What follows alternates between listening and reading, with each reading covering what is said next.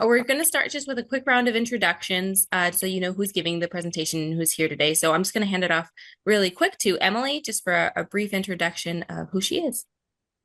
Hi everyone. I recognize so many names, so I feel like I know a lot of you already, but for those of you who may be new to the Solve family, welcome. My name is Emily Taylor. I'm the president and CEO of Solve. Solve ME was founded in 1987, just 2 years after the United States and the CDC officially recognized what was then called chronic fatigue syndrome as a legitimate and recognized illness in the Diagnostic Statistician's Manual. So we were founded at the very beginning, and we've been here ever since through topsy-turvy turns and long COVID and pandemics and more. I am so proud to be able to integrate all of those experiences, including my own experiences as a caregiver for my mother with ME/CFS, and bring all that to Advocacy Week. So, Advocacy Week, for those who are not familiar, is our annual event where we bring Congress to you in one form or another so that you can really connect with your members, ensure they're hearing our messages, and making sure that that ME/CFS is included at the highest levels of federal conversation. So that's really what this is all about today. My role is building long-term relationships. I drive the strategy and programming decision and look at kind of our big picture strategy in the advocacy world. And that's what I contribute to Advocacy Week. So that was a long introduction, but thank you, Amanda, for giving me the time. And I'm so excited to support all of your work because all of you are what drives this project forward because it is your voices and your stories that make the difference. So thank you all again for being here. Hi there. My name is Monique. I'm the advocacy manager here at Solve. So you've probably seen some emails from me. I'm so glad to be here with you all today. So I typically am working in the background, preparing all the pieces of Advocacy Week for you and just making sure that you have everything you need. So thank you all for being here today. And know me. So I think I know most of you, but if you don't know who I am, my name is Amanda Martin. I'm the engagement manager here at Solve. And so I run a lot of different projects from the Lived Experience Task Force to, I think I do see some familiar faces from LC Plan or Long COVID Patient Leadership Advancement Network, or just different projects that we do here. And I also help support Advocacy Week. And you'll be hearing primarily from myself and from Monique for this training today. So let's just go ahead and jump in. Oh, I do actually want to mention, so Sal, I don't think is here today. He is sick, unfortunately. But you will also be hearing from Sal Espinosa. He is going to be our Advocacy Week coordinator this year. So the emails from advocacy@solvecfs.org, you're probably messaging Sal. And he's your main point of contact for pretty much all things Advocacy Week. You've already received emails from him. You'll probably have already gotten the email too that introduces him a little bit more, but you'll be hearing from him as well. Super nice guy. Definitely reach out to him for any questions that you have. And yeah, okay, let's jump right in. Okay, so if you haven't already done so, please in the chat, introduce yourself. You could say your name, your current location, and one thing you might want the team to know about you. This is helpful because you'll probably be meeting with people either within your same district or within your same state for a lot of these meetings. So if you see somebody in the same state or maybe in a nearby town or you know they're in your district, you can know that they'll probably be in the meetings with you. And so we're going to keep going, but if you want to drop that in the chat, feel free to do so. So just jumping into what we're going to go over today. Why storytelling matters. So why is this even a part of what we do with the meetings with our legislators? Why is it not just important, but probably like the most important part of what we do with those meetings? So we'll jump into that. We'll jump into how do I tell my story? Where do I even start? What does that look like? We'll get into kind of the bolts and everything of how you do it. And then we'll practice.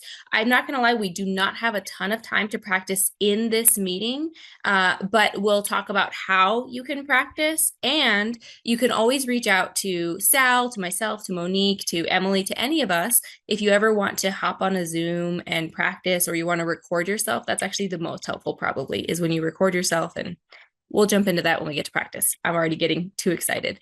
And then also what to expect at meetings. If this is your first time, it's intimidating to join these meetings, but I can tell you, having been to them, there's no need to be intimidated. So we'll go over what you can expect.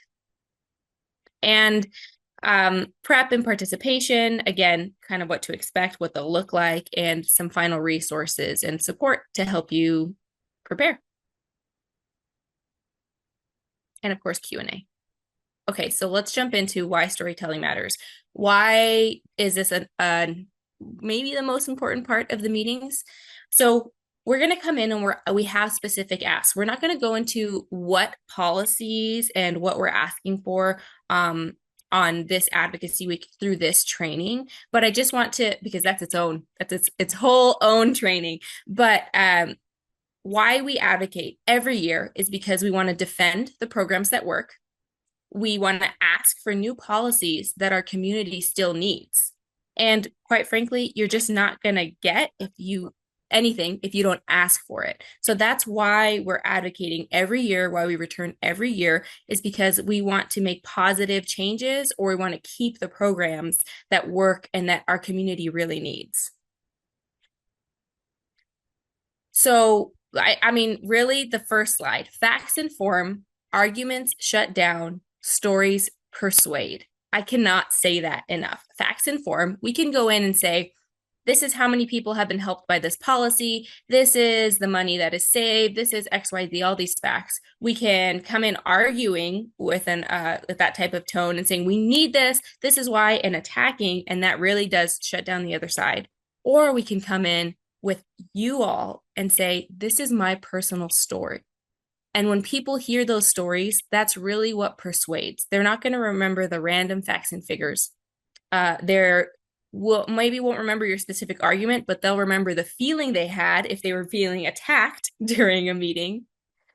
And with a story, they're going to remember, you know what? I remember Janice, and remember she was telling me about when she tried to go to the doctor and this happened, or she didn't have these resources, or XYZ, whatever it is. That's what people remember the most. So having you in those meetings, I cannot understate, is the most powerful tool we have to make these whatever we're requesting happen.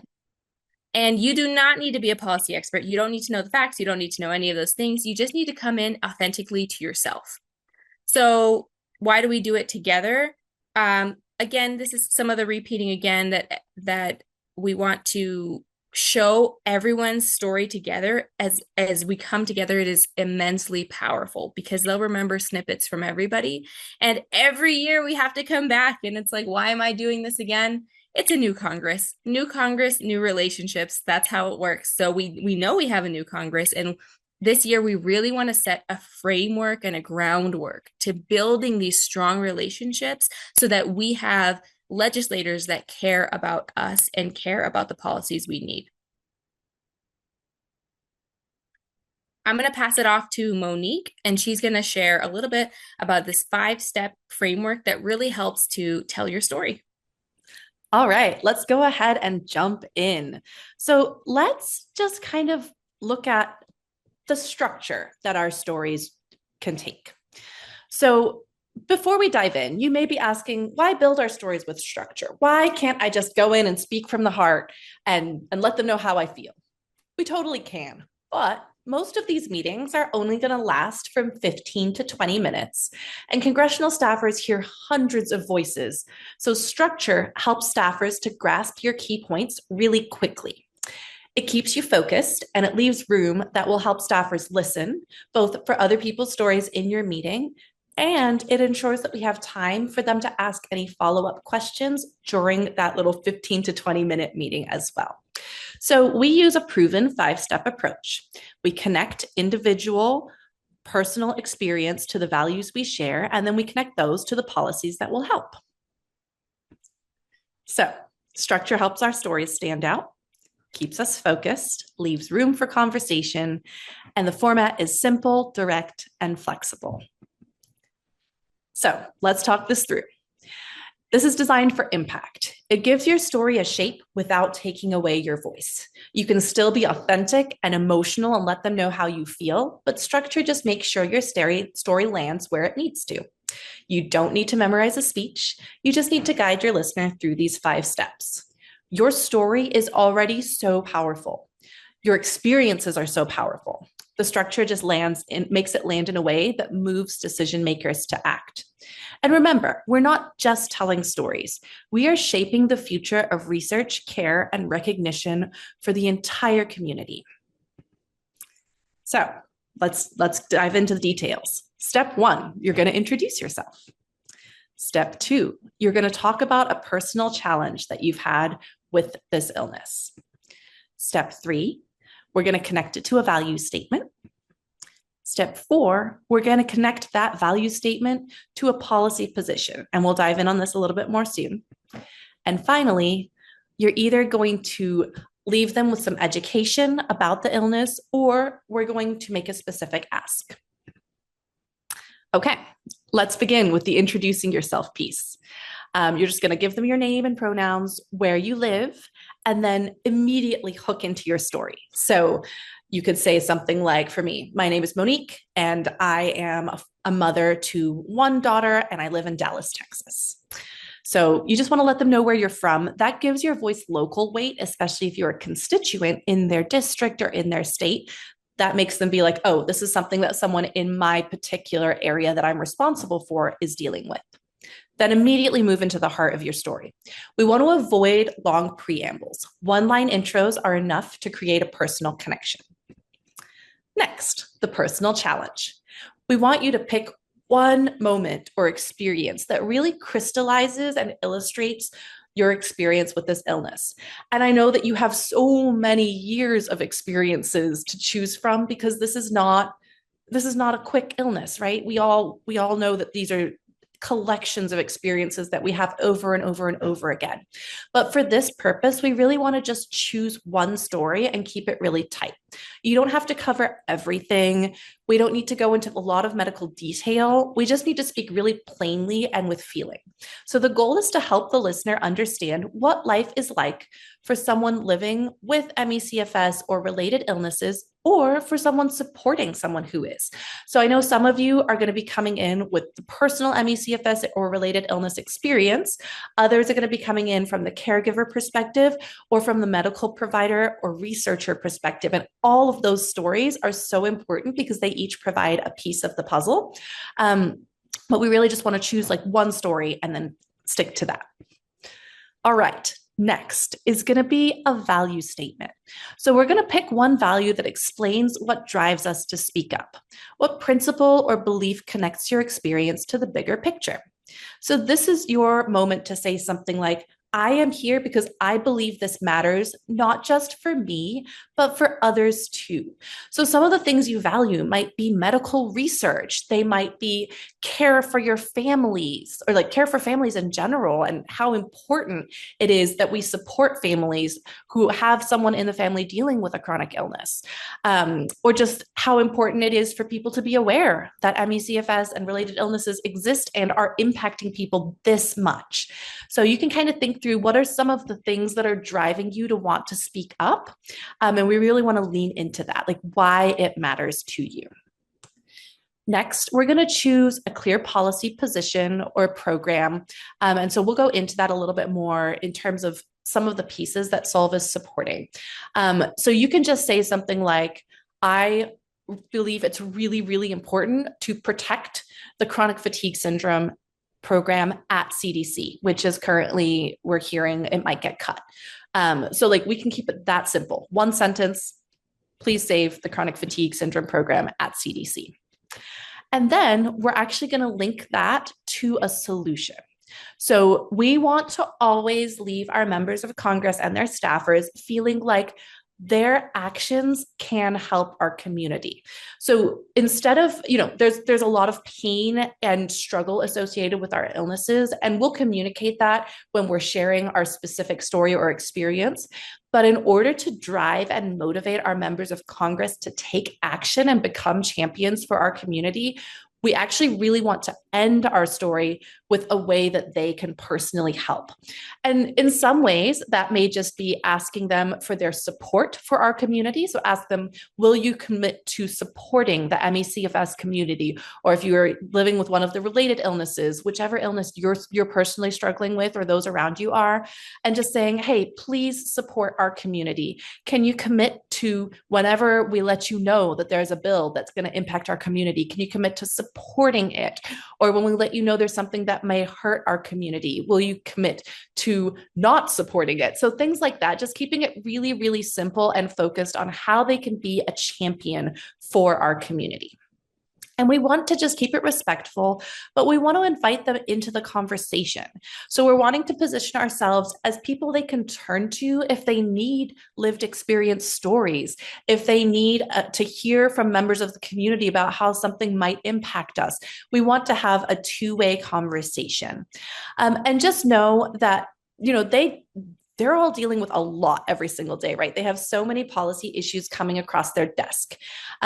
So don't assume that they already know what we need, but do assume that they want to help. Like we want to go in assuming that they actually do really genuinely want to help their constituents and they want to find ways to work for their community and on behalf of their community. And then we just let them know what's important to us. Because when they hear that over and over again from hundreds of people who are going to be joining us, that really starts to create this sense of, oh, collectively, there's this whole community around this. So we want to ask them to support our community, or we want to ask them to support programs that are important to our community, like the CDC Chronic Fatigue Syndrome program. Okay. And that shows this final piece is important because it shows that your story is not just for awareness. It is also a call to action. It's a call for them to be a champion for us, not just right in this moment.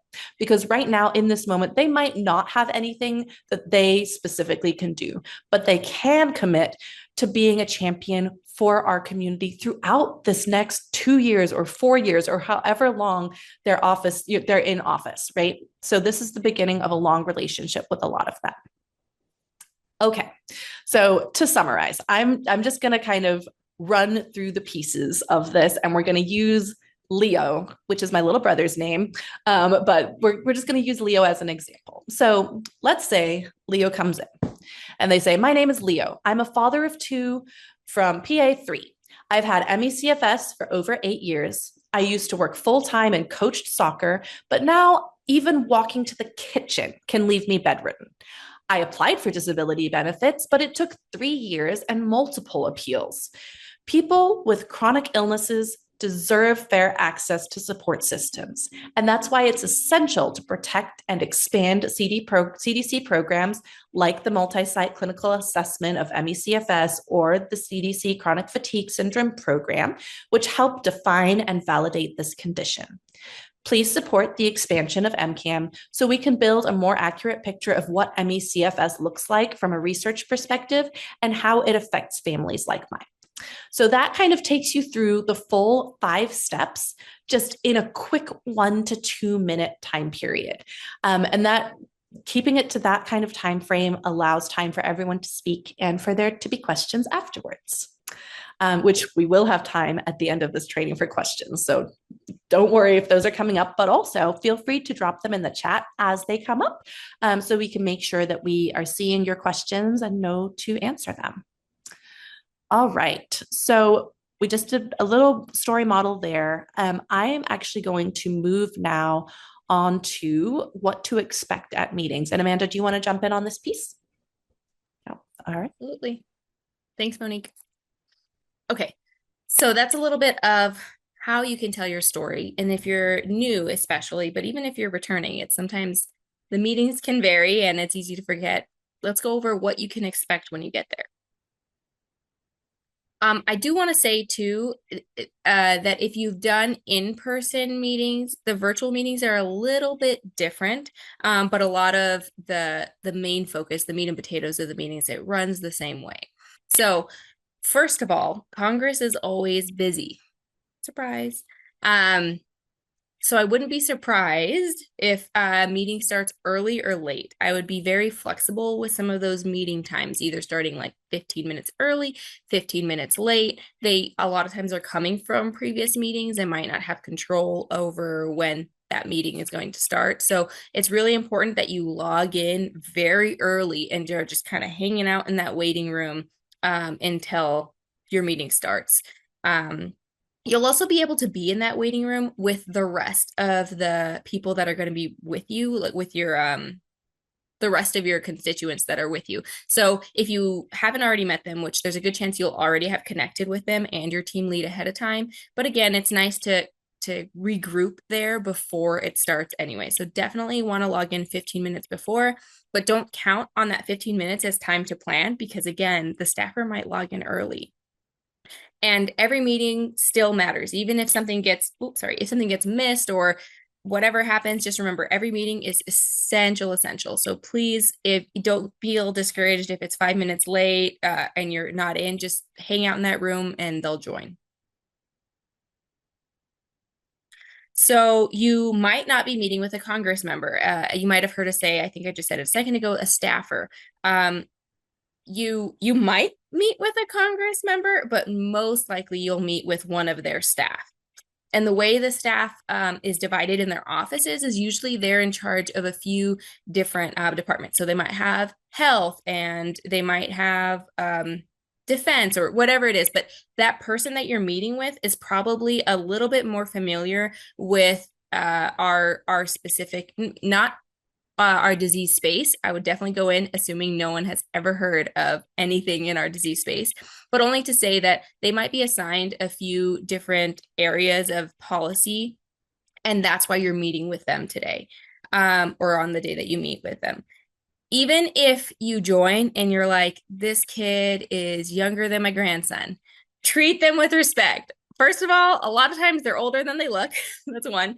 And two, their perspective and their experience with you and what they bring back to the Congress person is essential. Like, this is the person that you really want to connect with, that their notes and what their takeaway is what they're passing on to the policymaker. So please treat them with utmost respect. They do directly shape policy. And again, they're either their notes or they might directly brief the Congress member. So don't feel surprised or discouraged if the person looks really young. They might not be also. So it's just totally you could get somebody who is older than you, who's younger than you, who it doesn't you don't know, but whoever you meet with, please know that their opinion matters and to treat them with respect. So for your prep and your participation, let me go to the next slide and then before I jump in. So remember that you will have a team lead and they will probably reach out to you ahead of time. Your team lead is typically an experienced advocate, which means they've been to 1, 2, 3, or more of these advocacy weeks. So they already know what to expect and they're going to use that experience to hopefully have a quick meeting or an email group chain or however you and the rest of your team decide to meet just ahead of time to help prep you. Usually though it's really brief. It might just be the team lead will introduce themselves and then they'll go through one by one. It might be a predetermined order you guys can decide of telling your stories. It's so essential that we stick to our schedule because our time is so limited with the staffers and congress people.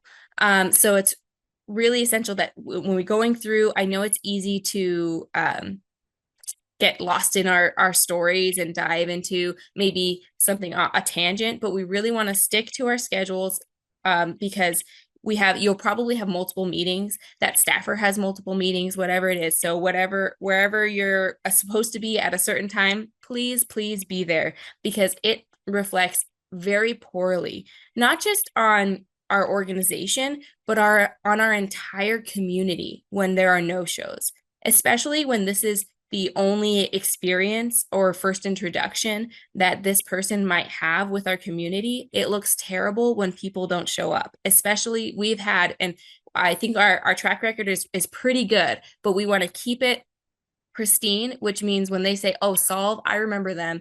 They have a great team. Their advocates are prepared. They come on time. And worst case would be if one of a staffer or congressman logs in, congressperson, I apologize, and there's nobody there. That leaves a bad taste in everyone's mouth, and that's what they take away. That's what they remember from our community. And again, don't reschedule meetings yourself. If you have any questions or there's a scheduling issue, you can always reach out to your team lead, or you can reach out to Sal, which we introduced him in the beginning, again, or Monique or myself. But we need to do that on our end, and we have a team, a separate organization that we work with to schedule those meetings. And if you are late or you need to cancel, you'll have a number in your advocacy toolkit, and that's what you need to call as soon as you know that you will be late or that you will need to cancel, because we need to relay that information either to your team lead or to the congressperson or staffer who's going to meet with us. So the 3 B's: be brief, be brilliant, be done. It should be, the fourth, be nice. It goes by much faster than you expect. And because we have multiple stories and people that we want to get through, because we have such a limited amount of time, practicing those 5 elements of the storytelling so that you can be brief, you can be brilliant because you hit your main points, you tied it back to what our ask is, and then be done. That's how they'll remember you. They won't remember a long story. They won't remember, if it drones on, people will check out. So we want to be brief, brilliant, and done. And again, as we mentioned before, the feeling that people get after meeting with you is almost equally important to the stories themselves. If they felt like you were rude, if they felt like you were attacking, if they just have negative emotions from those meetings, that's also what they will remember. And if they leave really liking you, if they leave feeling inspired by your story or moved by your story, or like they want to help you, that feeling, that's when people are going to relay like positive things about the meeting, say, hey, we really want to support XYZ, that kind of thing. The meetings are 15 to 30 minutes. So again, you'll separate with your team lead because you might only have 2 people in your meeting, yourself and another advocate, and then the staffer. Usually there will be more than that, but you might have yourself and 5 other advocates. So you'll have to work with your team lead to decide how much time you'll be able to share. But a lot of times I wouldn't practice having like a long version or a short version. Just have your perfect 2-minute speech ready. And then if you have extra time, a lot of times the staffer will ask questions, or you'll have an opportunity to ask questions. And then that's kind of more of a casual Q&A, and you can share more about yourself. That's where I would leave that if you have time. More likely than not, you won't have time. So just practice on having your really good 2-3 minute story. And again, stick to one story, one value, one ask. Please focus on what we are asking for collectively. If there's something else that's also going on in the policy world, please let's keep that out of the meeting, because ultimately what it does is dilute our ask. And then it makes it more confusing for the staffer. Even though this is all information that we are very familiar with, it might be the first time that that person is hearing about this disease space, is hearing that of what we're asking for. It's a lot of new things, plus your individual stories. So if we start asking other things, it just takes away from the power of our main ask.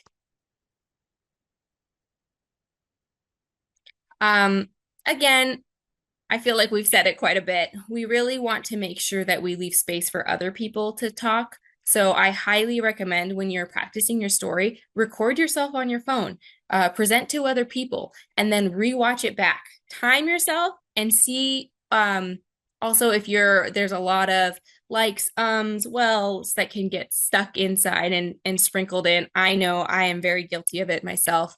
But when you record yourself and you rewatch it, it really helps to have an easy way to see maybe where there's room for improvement. And again, that's always something that you can send to us. That way we know when you want to stop, maybe details that really didn't contribute to the power of the story. And again, this leaves space for other people to talk as well, and questions from the staffers.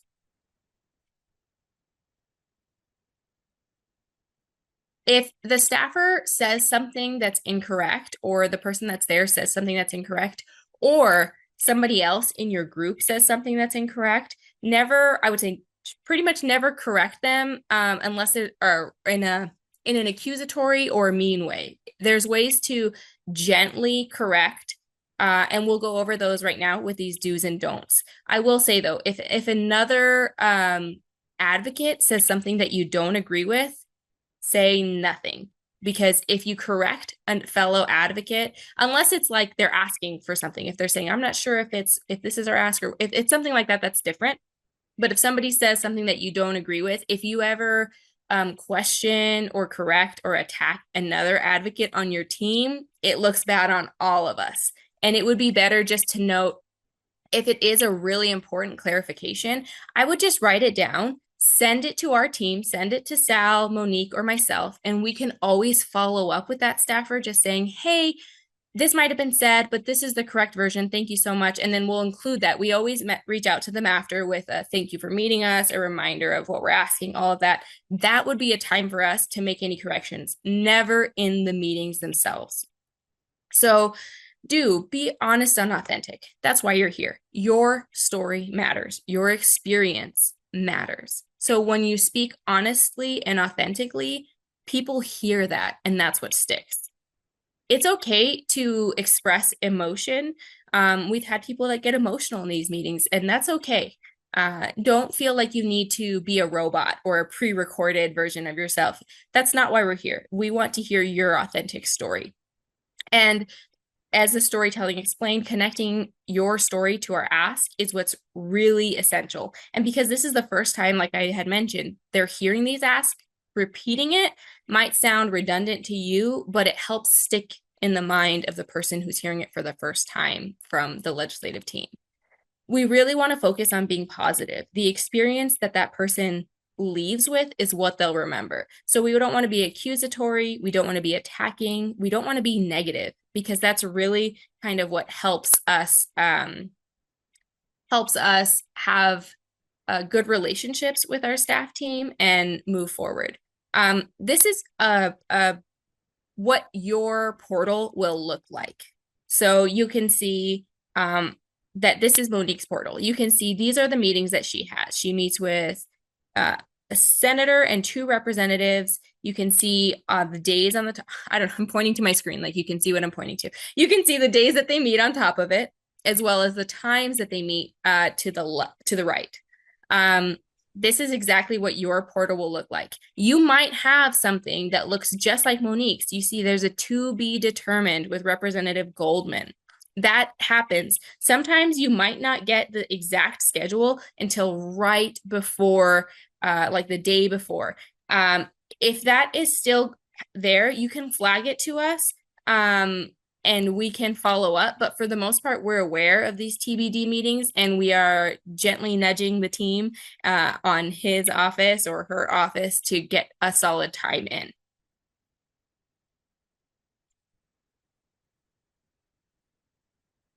Is there anything else you want to add on the portal, Monique, before we move on? Yes. Okay. So let me kind of take you through.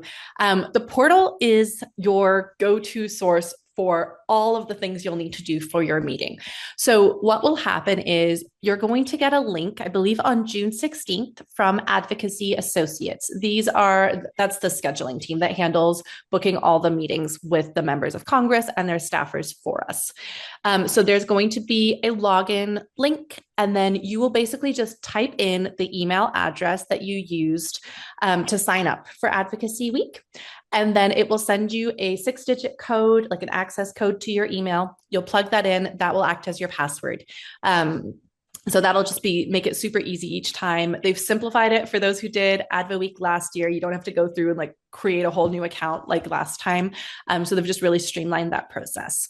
So once you get into your portal, there's a few things that are going to be really important to know, and I want to walk you through them.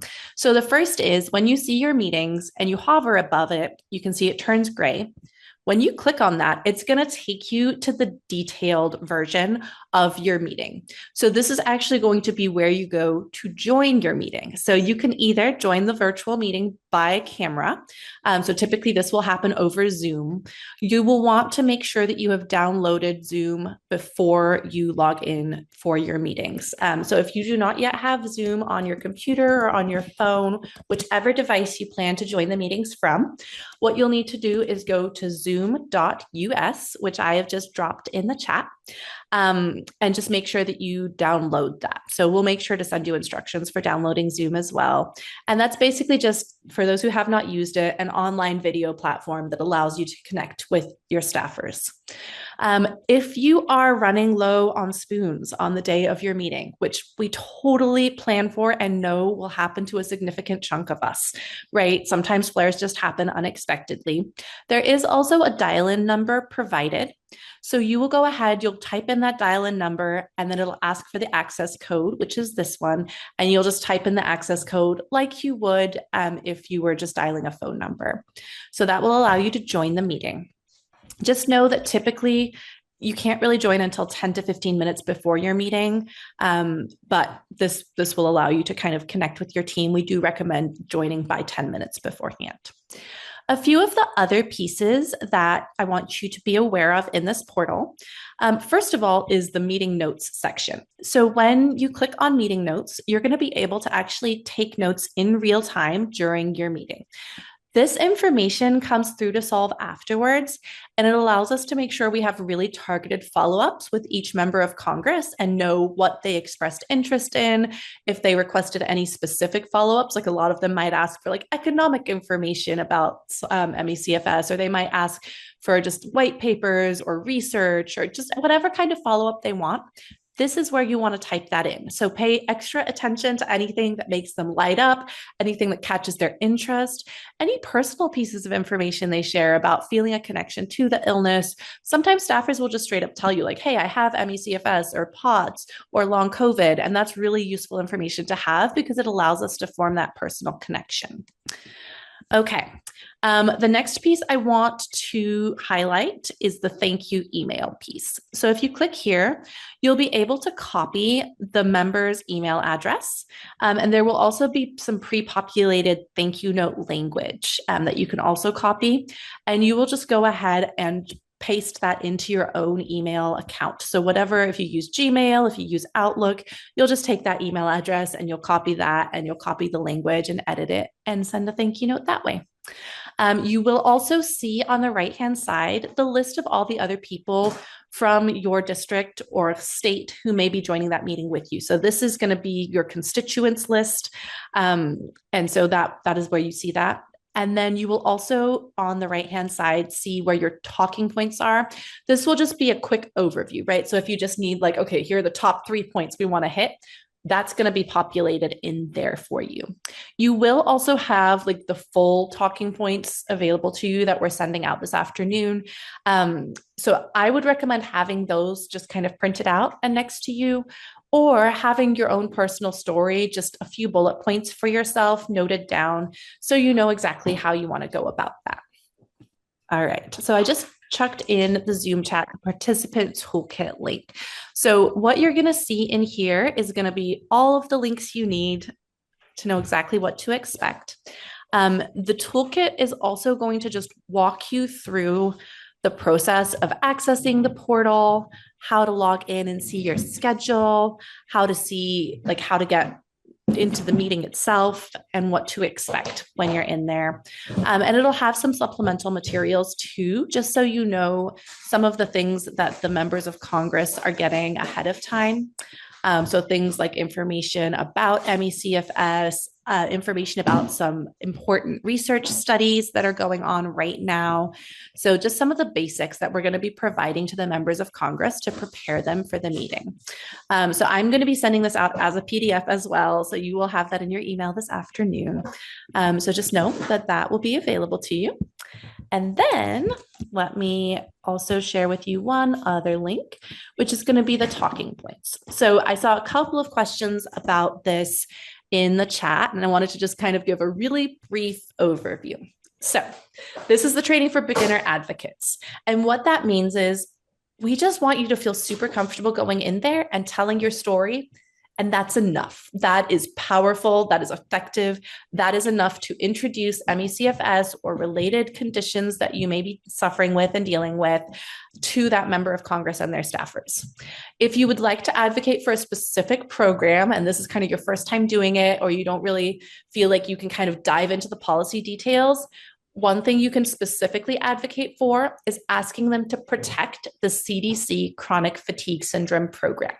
We are hearing that there's proposed restructuring at the Health and Human Services that would result in them cutting this program.